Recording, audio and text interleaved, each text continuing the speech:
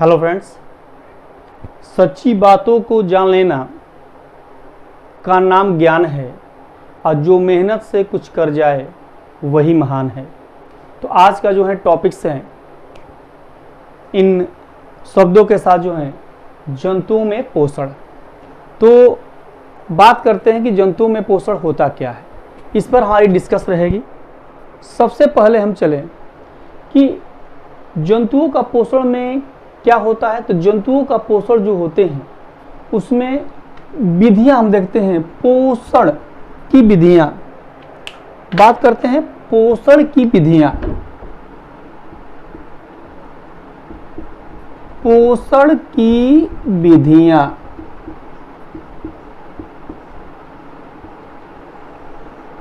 Process of nutrition. बात करते हैं प्रोसेस ऑफ न्यूट्रिशन की बात करते हैं हम लोग। तो प्रोसेस ऑफ न्यूट्रिशन में पोषण की विधियां में पहला नंबर जो है, फर्स्ट है, उसका नाम है अंतर्ग्रहण। दूसरे का नाम है पाचन। तीसरे का नाम है ना अवशोषण। चौथे का नाम है स्वांगीकरण। और पांचवे का नाम है बाह्यक्षेपण।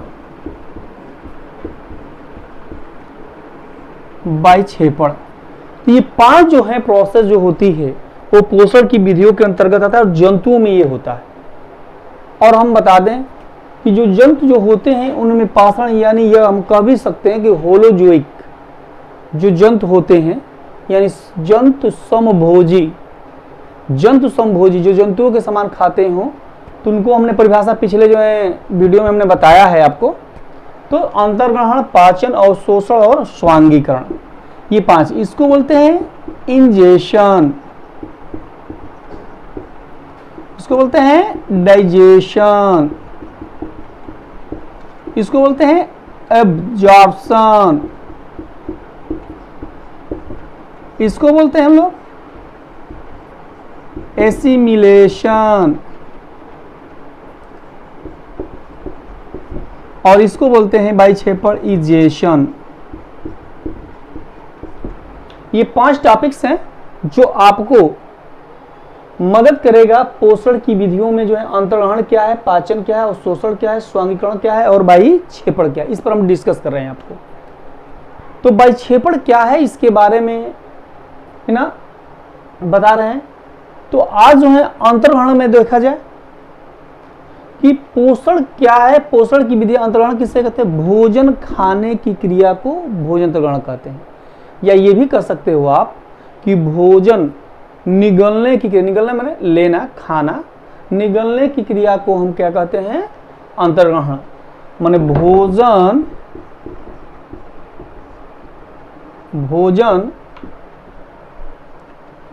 निगलना इंजेशन कहलाता है। भोजन का निगलना क्या कहलाता है? भोजन अंतर्ग्रहण कहलाता है। परिभाषा एकदम बिल्कुल सिंपल कि भोजन के निगलने या भोजन के खाने की क्रिया को हम क्या बोलेंगे? भोजन अंतर्ग्रहण कहेंगे। दूसरा आता है पाचन। पाचन क्या भाई? तो पाचन का परिभाषा है कि जटिल भोज्य पदार्थ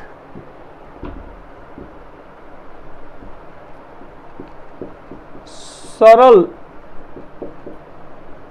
भोज्य पदार्थों में बदल जाते हैं, उसे हम क्या कहते हैं? पाचन कहते हैं। माने कॉम्प्लेक्स जो है फूड सिंपल फूड में बदल जाता है, उसी को हम पाचन कहते हैं। यानी पाचन किसे कहते हैं? जब जटिल भोज्य पदार्थ सरल भोज्य पदार्थों में बदल जाए उसे पाचन कहते हैं। दूसरी टॉपिक्स थोड़ा सा देख लिया जाए। दूसरी टॉपिक्स में है कि आपका कि सबसे पहले ये होता है कि आपको हम बता दें कि पाचन का डिफिनेशन जो होते हैं उस पर डिपेंड करता है कि भाई भोजन किसे कहते हैं, पाचन किसे कहते हैं। तो सर्व, लेकिन एक चीज शब्द इसमें एंजाइम, एक शब्द लगा रहे हैं एंजाइम्स। समझ रहे दोस्तों। तो देखो आप क्या कर रहे हो कि पाचन किसे कहते हैं, तो एंजाइम की सहायता से, है ना, कह रहा है कि जटिल भोज्य पदार्थ सरल भोज्य पदार्थों में बदल जाते हैं, उससे क्या बोलते हैं, पाचन कहते हैं। यानी ये किसकी सहायता से हुआ भाई, तो एक हो शब्द लिखे हैं हम एंजाइम, एंजाइम की सहायता से, एंजाइम की सहायता से अगर जटिल भोज्य पदार्थ सरल भोज्य पदार्थों में बदल जाए उसे क्या बोलते हैं, पाचन कहते हैं। दूसरा आता है अवशोषण। अवशोषण का डेफिनेशन ये है कि अवशोषण, कि अवशोषण में ये होता है कि भाई अवशोषण किसे कहते हैं, तो उसके पचा हुआ भोजन, अरे यहाँ पचा भोजन तो पच गया, पहले खाया फिर पचा लिया, पचा हुआ भोजन, है ना, विलाई द्वारा, कुछ में विलाई द्वारा नहीं होता, विलाई का मतलब होता है रसांकुर, रसांकुर द्वारा, है ना, रक्त में मिल जाने की क्रिया को हम क्या बोलते हैं, क्या बोलते हैं भाई, अवशोषण कहते हैं। ध्यान दें आप कि रसांकुर द्वारा पचा हुआ भोजन कहाँ मिल गया, रक्त में, रक्त में मिल जाता है, उस क्रिया को हम क्या बोलते हैं, अवशोषण कहते हैं। क्लियर। और दूसरा है स्वांगीकरण।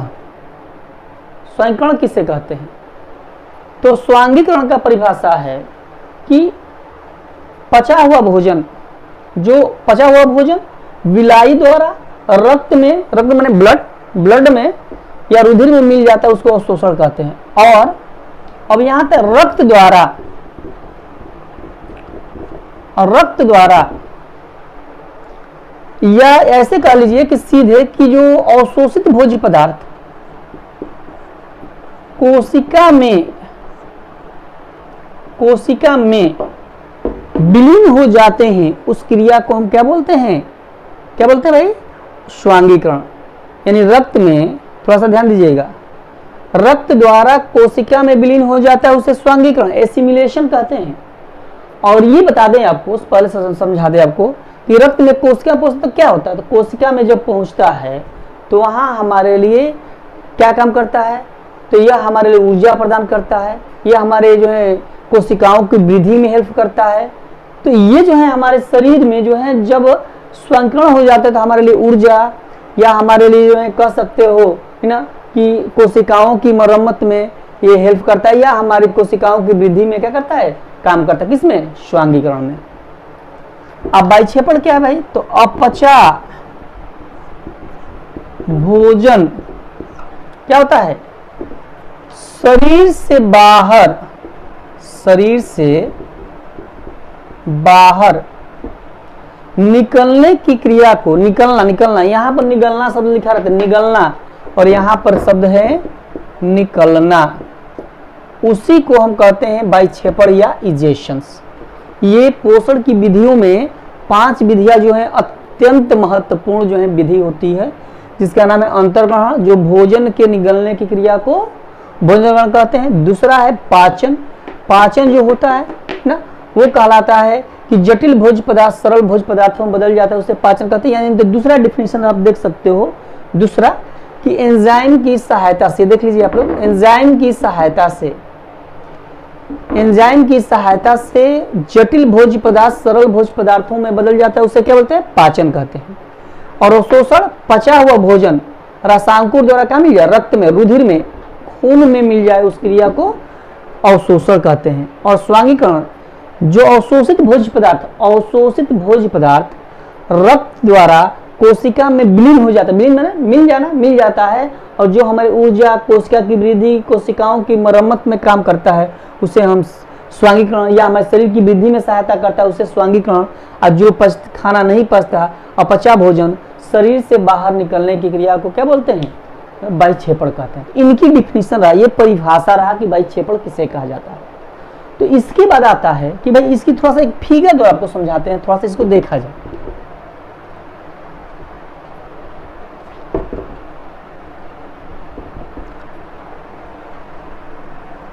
बात करते हैं हम लोग इसकी फिगर के बारे में, थोड़ा सा देख लिया जाए। तो आपको हम बता दें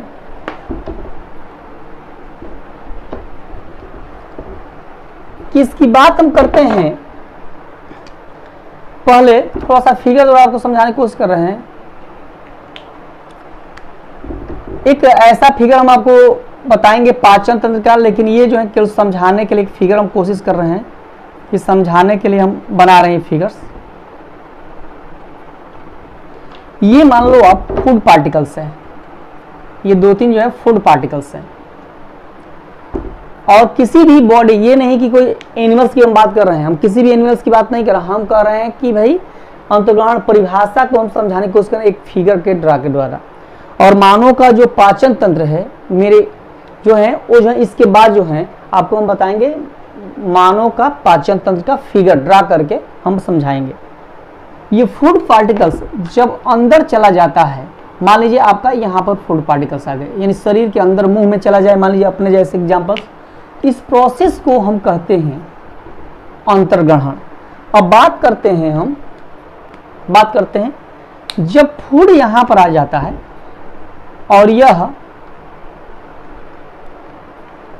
छोटे छोटे पार्टिकल्स में, ऐसे छोटे छोटे पार्टिकल्स में टूट गया, तो ये कहलाया कॉम्प्लेक्स फूड यानी जटिल भोज्य पदार्थ, और ये कहलाया सरल भोज्य पदार्थ।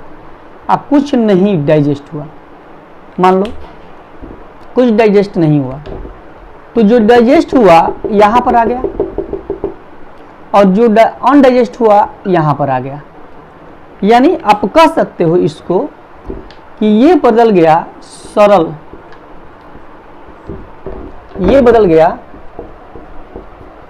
सरल पदार्थ में, भोज्य पदार्थ में, और ये हो गया जटिल पदार्थ में। और सरल भोज्य पदार्थ से जटिल पदार्थ को बदलने की ही क्रिया को तो हम क्या बोलते हैं, पाचन कहते हैं। ये जटिल भोज्य पदार्थ किससे बदल जाए, सरल भोज्य पदार्थ हो, इसको हो गया। अब मान लीजिए सरल पदार्थ हो गया। अब यहां से हम आते हैं, यहां से ये मान लीजिए कोशिका है, कोशिका, ये क्या है भाई, कोशिका, बात करते हैं कोशिका, कोशिका है। यहां से जो है यह खाना धीरे धीरे जो है यह रक्त में ब्लड्स के द्वारा होते हुए पहुंच गया, यहां पर ये भोजन पहुंच गया। तो पहले तो एब्जॉर्ब हुआ, तो यहां पर जब आया ये ब्लड है, ये रक्त में आ गया, रक्त, तो इस क्रिया को हम बोलते हैं अवशोषण। खाना कहाँ गया, रक्त में, और रक्त के थ्रू जब कोशिका में पहुंच जाता है, इस क्रिया को हम बोलते हैं स्वांगीकरण। क्लियर्स।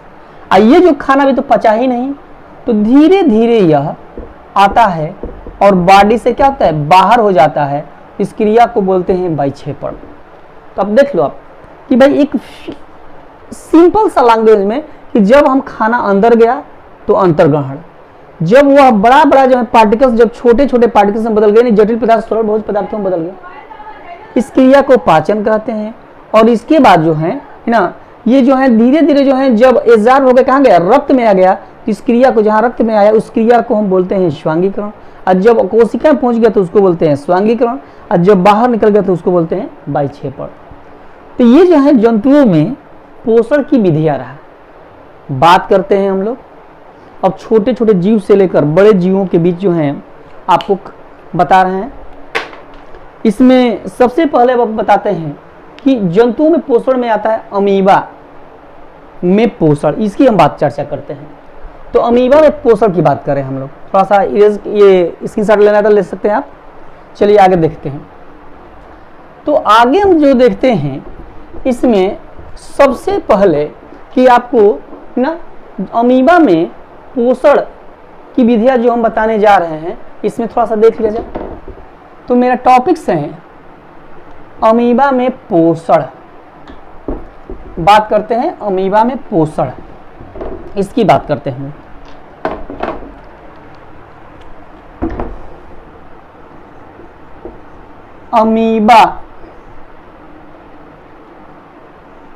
अमीबा में पोषण, न्यूट्रिशन इन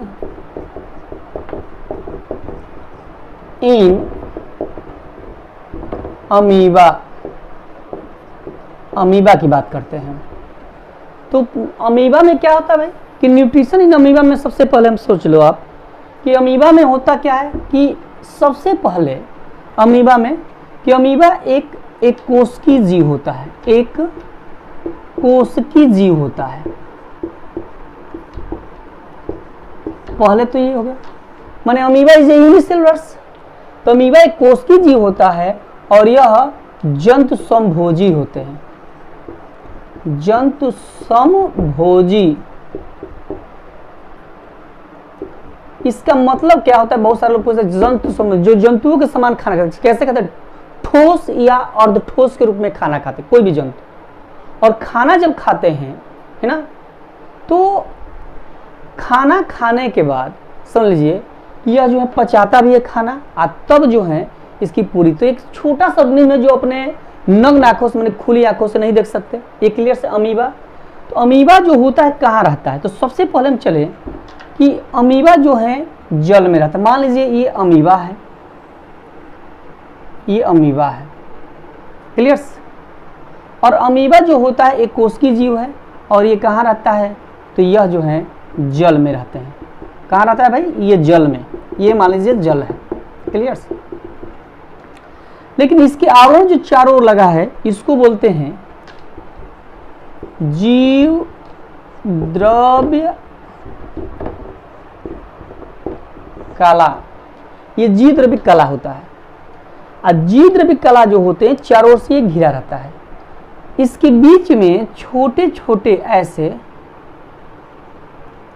ऐसे, इसके बीच में तो ये केंद्रक है, लेकिन इसको हम बोलेंगे आपको, है ना, इसको बोलेंगे खाद्यानिया।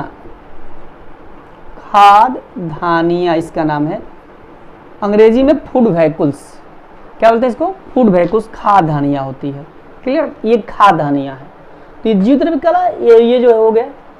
और यह क्या खाता है? तो ये अपने से सूक्ष्म जीव जैसे बैक्टीरिया, कुछ जो है कह सकते हो आप, है ना, कि छोटे छोटे ऑर्गेनिज्म जो होते हैं उन चीज़ों को ये खाते रहते हैं। अब आइए, जब इसका फूड पार्टिकल्स, मान लीजिए ये फूड पार्टिकल्स है, फूड पार्टिकल्स मतलब भोजन का कण, भोजन कण। जब फूड पार्टिकल्स इसके नजदीक आता है, किसके नजदीक आता है? प्लाज्मा मेम्ब्रेन के। या तो दो मेथड, ये अचानक प्लाज्मा मेम्ब्रेन फट जाता है। तो मान लीजिए कि दो तीन हमने कण लिखा रहे हैं, भाई भोजन का कण है ये, मान लीजिए, तो अचानक फटेगा तो अचानक इसके नीचे आ जाते हैं। एक तो ये नियम से इसके अंदर आ गया, और फिर ये आपस में क्या होता है? प्लाज्मा में जुड़ जाता है, जीव द्रव्य कला क्या होती है? जुड़ जाती है। दूसरा, अगर आप देखोगे कि इस फूड पार्टिकल्स को ऐसे एक लंबा सा फिंगर लाइक स्ट्रक्चर निकलेगा, ऐसे भी हो सकता है। या ये ना कहकर यहाँ बना दे रहे हैं इसको, यहाँ पर एक लंबा सा ऐसा जो फूड को क्या कर लेगा? घेर लेता है। इसको क्या बोलते हैं? स्यूडोपोडिया, यानी इसको कह सकते हो पदाव, पदाव द्वारा। इसके द्वारा? पदाव द्वारा। क्या कर सकते हो? पदाव द्वारा। तो पदाव द्वारा ये जो है इसको कर सकते हो।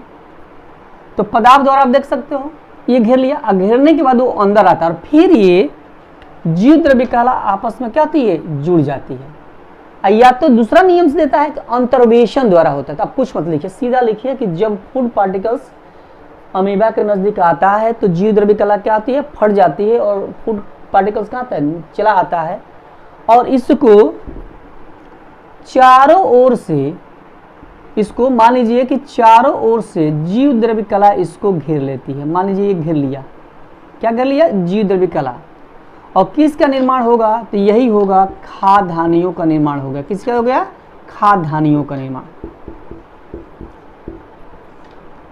और खाद्यानिया में जिसमें निर्माण होता है इसमें बहुत सारे क्या होता है? एंजाइम होता है। क्या होता है? एंजाइम होता है। ये एंजाइम, मान लीजिए ये खाना घिरा नहीं, ये पचा नहीं, और खाद्यानियों द्वारा ये भोजन को क्या करता है? पचा लेता है। ये हो गया खाद्यानियों से क्या हो गया? ये हो गया खाद्यानियों से ये खाना पच गया, तो ये डाइजेशन हो गया। डाइजेशन तो हो गया, लेकिन जितने भी खाना हुआ ये सारे जो हैं होते हुए एक जगह इकट्ठा होगा और शोषण कहेंगे। अब फिर ये चारों ओर जो है ऐसे जो खाना होगा चारों तरफ क्या हो जाएगा? फैल जाएगा। इसको हम कहते हैं स्वांगीकरण। क्या बोलते हैं इसको? स्वांगीकरण। जो खाना ये चारों तरफ फैल गया, जो इसके यूज में, वृद्धि में, है ना, जैविक क्रियाओं में संपादन, लेकिन ये खाना तो पचा ही नहीं। ये खाना धीरे धीरे नीचे आता है, गोज डाउन ना, और नीचे आएगा, सडनली ये फट जाएगा, प्लाज्मा जीव द्रव्य से क्या निकल जाए, ये बाहर निकल गया। अब फिर ये होता क्या है कि फिर ये जीव द्रव्य कला क्या होती है, बंद हो जाती है, और इसको कहते हैं बाह्यक्षेपण, और खाना क्या हो गया, बाह्यक्षेपण हो गया। इस प्रकार से अमीबा में जो है पोषण होता है। तो इतना जो है मैंने अमीबा में पोषण बता दिया, पोषण की विधियाँ बता दिया, ठीक ना। इसके बाद मैंने ये बताया कि इसमें मैंने ये बताया कि आपको जो है कैसे जो है प्रोसेस जो है अंदर हमारे क्रियाएं होती है जो खाना खाने में कार्य करता है, और अमीबा में पोषण का है।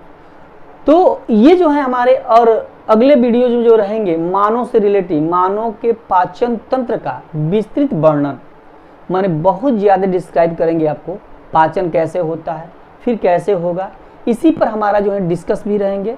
तो एक बात बता दें आपको कि किताबों का शिक्षा जो है ज्ञान विकास कराती है, किताबों का ना शिक्षा ज्ञान विकास कराती है, और मगर न बड़ों की शिक्षा बुद्धि का विकास कराती है। बड़ों की शिक्षा क्या करती है, बुद्धि का विकास करती है। जैसे मैंने कहा कि किताबों का शिक्षा जो है ज्ञान जो है कराती है, और बड़ों की जो शिक्षा होती है वो हमें विकास कराती है। इन्हीं शब्दों के साथ आपको जो है आज का वीडियो कैसे लगा कमेंट कीजिए, शेयर कीजिए ना। धन्यवाद।